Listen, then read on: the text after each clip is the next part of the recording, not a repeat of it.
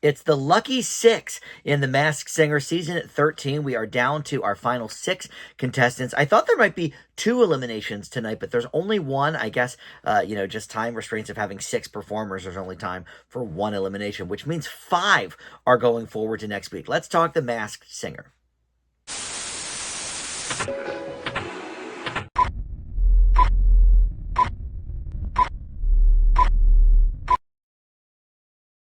Hey guys, Dan here. This is Dan Reviews It, and welcome to my recap and reaction video for The Masked Singer. This is the Lucky Six, as they're calling it, for Lucky Season 13.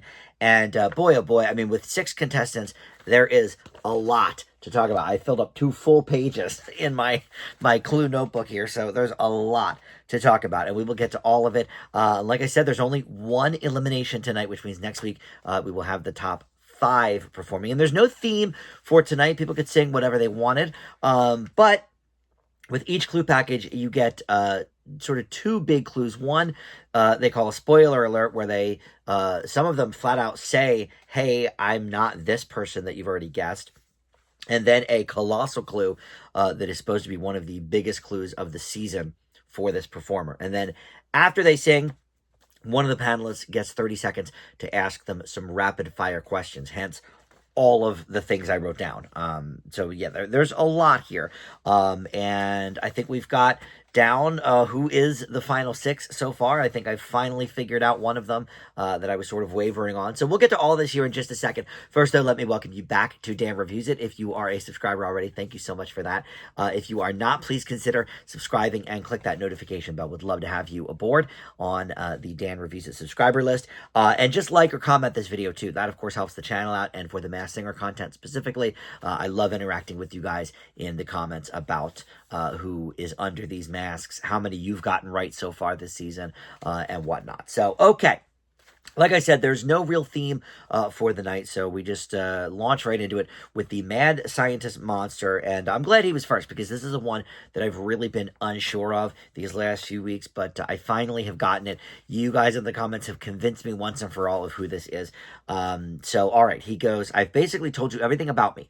I played sports, I love my wife, and I didn't get here alone. Though you guys are close, there are still some holes, because I'm not Keith Urban, but we have shared a stage together. And then the colossal clue for him is the Tennessee flag. So we're thinking this is somebody from Tennessee. Of course, that wouldn't be Keith Urban anyway, but the song he does is Shawn Mendes, There's Nothing Holding Me Back. And your rapid fire question master was Ken for this one. Some of these are just such stupid questions because it is Ken. He says, what kind of car do you drive? Ford Raptor. How do you spell your name? And he said Monster. Ken walked into that one. Ken said, have you won any awards for singing? He said, yes, many of them. Are you younger than me? Meaning Ken. And he said, way younger. And then that was the time. So a couple of clues there, I guess. The younger clue and the awards for singing. So still with the country music singers, Jenny thought it might be Kenny Chesney. I believe he has been said before. Robin mentioned Trace Adkins, and Rita said Tim McGraw. So we know this is somebody who is tall, or at least we assume. You know, the costumes have fooled us before in that regard. But all of those people, I think, have been said before this season, except for Trace Adkins. And I have been saying that I was pretty sure this was a ball player through and through for, weeks and weeks. I've been saying this sounds like a ball player to me. The clues are leading me to a pitcher. So I've been saying Brett Young. But in the comments the last couple of weeks, you guys have really been telling me about Brian Kelly. And although I was unfamiliar with him as a person, I know Florida Georgia Line very well. I know a lot of their songs, big pop crossover country hits. And Brian Kelly fits a lot of these clues. And Florida Georgia Line, unbeknownst to me, I guess recently broke up. And so they parted ways, which is why he keeps saying things like, I didn't get here alone. And last week he said something similar to that. Where's my... last week he said, boy, oh boy. Yep, although I didn't do it alone. We had a good run, but although I didn't do it alone, it didn't last forever. So I think this is now Brian Kelly That's my new guess for Mad Scientist Monster. Thank you guys for getting me there, because I just was so convinced this is a ball player, ball player, ball player. The panelists are all wrong with their country music guesses, but I think it is time to admit that it's Brian Kelly. All right, so Nessie was up next. He said, I'm usually a pretty private guy, but being back in the spotlight has made me feel like a total star. The guests have all been huge rock stars, but I'm not Pat Monahan. Ken has been saying that for a while. And then for his colossal clue, it's a touring schedule from 2025 with like 12 dates on it. I assume that that's his actual tour schedule. So this is somebody who is still touring the country and doing great things there. And the song he chose tonight was Stargazing, current hit by Miles Smith. And then Jenny was the question master for this one. And she said, are you friends with Bigfoot? Yeah, he always clogs up my shower. Okay, that's just a jokey question and a jokey answer.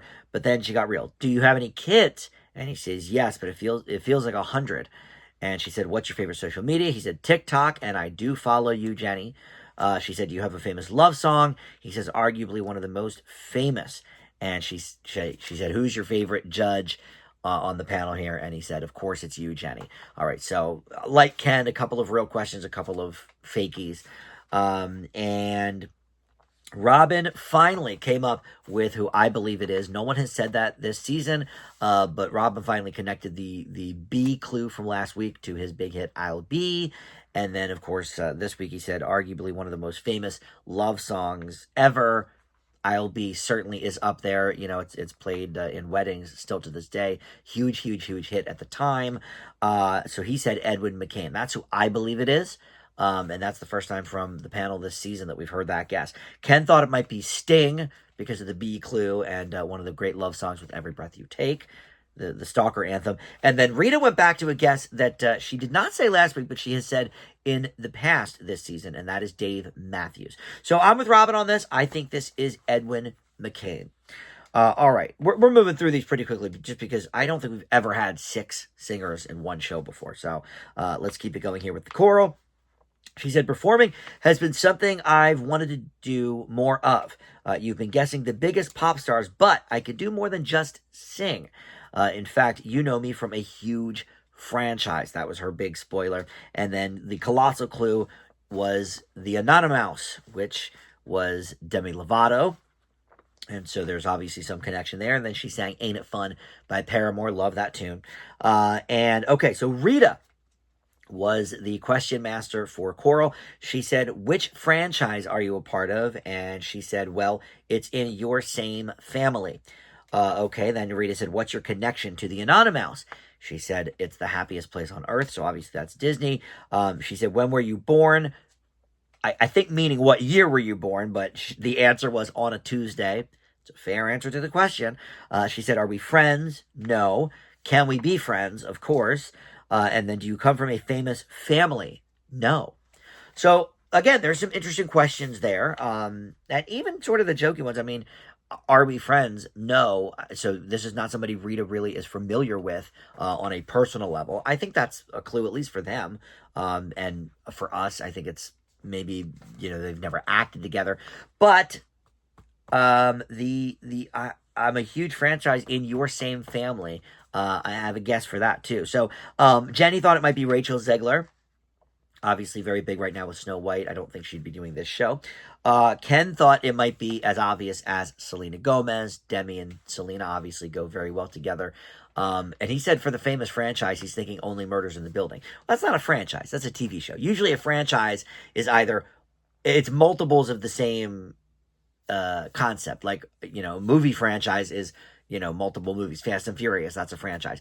One show is not a franchise. Now, you could say Wizards of Waverly Place, because now they have that reboot, so that's technically a franchise. But anyway, it's not her. And then Robin thought it might be Brittany Snow. That's not a bad guess. She was in the Pitch Perfect franchise. She can sing, obviously. And some of these other clues. I don't know if she's a Disney girl. But Meg Donnelly is who we've been saying. I did not guess her originally. I never even heard of her before the first week. But you guys in the comments made it clear that this is Meg Donnelly. Meg Donnelly, Meg Donnelly. She is from the Zombies franchise on Disney.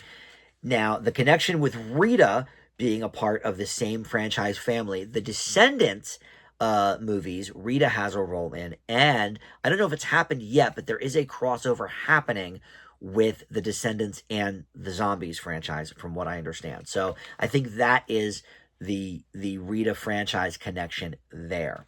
What else? And that's obviously, Demi Lovato, Disney.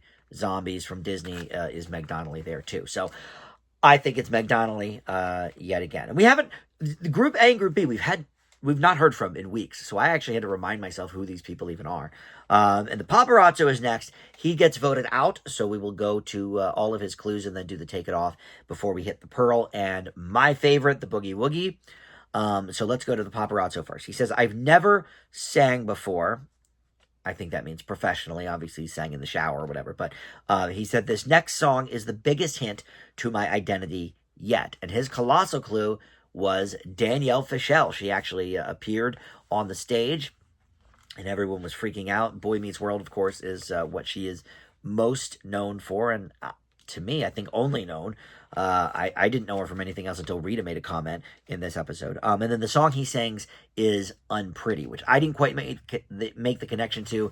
Nobody else on the panel did until the end. Right before the take it off, Jenny did make that comparison. But Robin was the one asking questions for the post-song question round. He said, have you ever been on a TV show? He said, lots of them. Have you been on TMZ? Oh, yeah. Is that your real shoe size? You bet. And then he kind of held him up. He said, did you have a Jenny McCarthy poster on your wall? He said, of course. Who didn't? Have you met Rita Ora at a Hollywood party? No, I don't get to go into parties. I tend to stand outside and take pictures, leaning into his paparazzo persona. And then he said, do you like Ken's movies? They're the best, the funniest guy alive. So again, another sort of softball question at the end there. All right. Rita was guessing Jason Ritter, and I believe the clue she gave for Danielle Fishel was they both have done voices on Gravity Falls. I admit I never watched that show. I know it's very popular on Cartoon Network, but didn't know Jason Ritter was a part of it. Didn't know Danielle Fishel was a part of it, but there you go. And then Ken was thinking it could be as on the nose as Ben Savage. I do recall, though, earlier this year, because they do that Boy Meets World podcast. Is it called Boy Meets Podcast or something? But it's with Danielle Fishel and I think Ryder Strong. But didn't they have some sort of issue with Ben Savage earlier this year where he hadn't talked to them in years, something like that? So I don't think it's him. Maybe I'm remembering that wrong, but I don't think that it's him because I feel like I'm remembering that. And then Jenny thought it might be Matthew Lawrence, and I believe she guessed him before. Was that in the Group B finals? Or he wasn't part of Group B. He was part of Group A. Wow, we haven't heard him in a while. Yes. So Jenny thought it might be Matthew Lawrence then too. Okay, so she has said that before, and I think these clues tonight, especially with Danielle Fishel, certainly lead us to that impression. So, once it was announced that paparazzi would be going home, we got the clue case, the big final clue, which was a reptile zoo sign and sort of a picture. And he explained that he actually does have a reptile zoo. And then he goes, if you don't believe me, just ask my famous family. Okay, so that's a bigger clue, I think, than the reptile zoo. So yes, this person does come from a famous family. And all the guesses before do come from a famous family. So they stuck with them. Ken said Ben Savage. Rita said Jason Ritter. Now, Robin went with someone I said at the very beginning of the season, when the paparazzo first performed, I thought it was either maybe Jason Priestley. Or no, you know what? I have the wrong person even. I didn't even think it was paparazzo. I said this person, though, earlier in the season. I said Frankie Muniz, but it was actually for the James Vanderbeek character. I thought it was either Jason Priestley or Frankie Muniz. Turned out to be James Vanderbeek. So I actually didn't say it for this person. But Robin pointed out there was a race car in the package. So that's sort of part of what I got Frankie Muniz about, but for other reasons. But then Jenny stuck with her Matthew Lawrence guess and then gave us the connection to Unpretty. She said she finally figured it out. Matthew Lawrence is dating Chili from TLC, which I had no clue about. I don't follow the Hollywood dating scene as much as I used to, certainly with people that aren't really on the radar these days. So I agree with Jenny, and certainly now that we have even more information, yes, famous family. In fact, Joey Lawrence was on the Masked Singer stage a few seasons ago. You know, Matthew Lawrence was on Boy Meets World. He was in Mrs. Doubtfire. We saw the Robin Williams clue that first week. So I think for sure this is Matthew Lawrence. I think I did not say that the first week, but I've been on that for a little while here. And my video is lagging a bit. I apologize. Let's see. It is. It is Matthew Lawrence. Oh, podcast. Oh, so maybe he's the one who does the podcast with Danielle Fishel. It says podcaster and 90s icon. And that's cool that we're seeing family members. Now that we've had so many seasons of the show, we're seeing family members come on of other people that have been on. I had no idea he was dating Chili. He really did sing very well. I mean, for somebody who's never like professionally sang. Obviously, his brother Joey has, but voice, man, certainly unexpected. You said you've never sang. Yeah, nobody knew. No, it's I did this because it's kind of like a fear of mine, to be honest with you. Oh, wow. The chance to sing and also kind of have that veil, that was a big thing for me because I would never, I don't know, getting out on the stage without that on, I don't know. It says he has a collection of over 40 reptiles. And you made it to the lucky 6, my friend. I know. Yeah, he did very well. He beat out 3 other contestants from Group A, so yeah, that's cool. One big clue also is the song choice from tonight. Yeah. So is he going to talk about Chili? Is she going to see you perform her song? Oh, she's going to see it. I hope I did it right. I hope I did some justice to it. You did an amazing job. Yeah, that's pretty funny. singing your mate's song. That's pretty cool. All right, so there you go. Matthew Lawrence, another one. Jenny has gotten. Did she get last week's? I forget. Let me look here. Group C last week. It was Erica Jane. I think Jenny did get that right. So she's 2 for 2 with these last couple of weeks. So good for her. All right, we've got 2 left. So let's get into the Pearl. She said, I came into this determined to show a side that no one has seen before. But though I love her music, I am not Shania Twain. And then her colossal clue was Elvis in big, glittery type letters, like when he was on the Vegas stage and at his comeback special. And the song she did was Conga from the Miami Sound Machine, something I certainly did not expect from this lady. She is, I think, a country singer, if it's who I think it is. And so that's pretty wild that she went with the Miami Sound Machine's Conga. All right, so Ken was the questionnaire for this one, and he said, are you Sheryl Crow? No. Are you saying that because you're Madonna? And she literally said, oh, come on. He said, what's your favorite food? Candy. Your favorite hangover movie? The first one. Are you a gold record holder? And she said, oh, I'm a little better than that. And he said, what's your last name? And she said, Jam. Pearl Jam. Well, I love that joke. But obviously she's not going to give her real last name. But yeah, Pearl Jam. All right, so Jenny was guessing Faith Hill. Rita and Robin both guessed more rock-oriented people. We've been guessing, sort of dancing around the famous country singers. We've said Faith Hill before, Shania Twain, which is why she had to specifically say, I'm not Shania Twain. Robin said, maybe this is some 80s and 90s R&B gal that we have not thought about. What about either Jody Watley or Lisa Lisa? I mean, that's a very interesting guess. I wouldn't get that from the vocals, those first couple of performances, though. Obviously, here she's singing an 80s song, so it makes a little more sense. Boy, it would be great if Jody Watley did this show. I was a huge fan of hers when she came out in 87, and she had a string of top 10 hits for those first 2 albums. So it would be very cool to see Jody Watley on here, but I don't think it's her. And then Rita went back to Joan Jett or Pat Benatar, and I know she said Joan Jett before. I don't know if she said Pat Benatar before this season. But what is this for the Pearl? So that's Group B. Yeah, Sheryl Crow, Carrie Underwood, Kelly Pickler. That's who I originally thought it was. All right, and maybe she said Joan Jett before that. But in any event, I believe this is Gretchen Wilson. She is certainly more than gold. I believe her. I don't know if the song Redneck Woman made more than gold, but certainly the album Here for the Party is probably multi-platinum. So big hit there. And none of these other things really help at all. Your favorite hangover movie? I mean, that doesn't help us. I don't know the Elvis connection either, but look, everybody in country music has covered an Elvis song at some point. Maybe she has sang at Graceland. Maybe she has some connection to, Priscilla Presley or Lisa Marie or something. So I don't know, but this is Gretchen Wilson. I'm sticking with those guesses from before. All right, and finally, my favorite performance, not only of the night, but I have been saying in the comments whenever anybody has been asking me, who do you think is going to win this season? Boogie Woogie. I've been saying it since the beginning that this is easily one of my favorite costumes of all time. It's just so fun. The disco vibes, the headphones, the fur, the roller skates. It is a fun costume. And then from the performances after performance, it's just, he's blowing me away.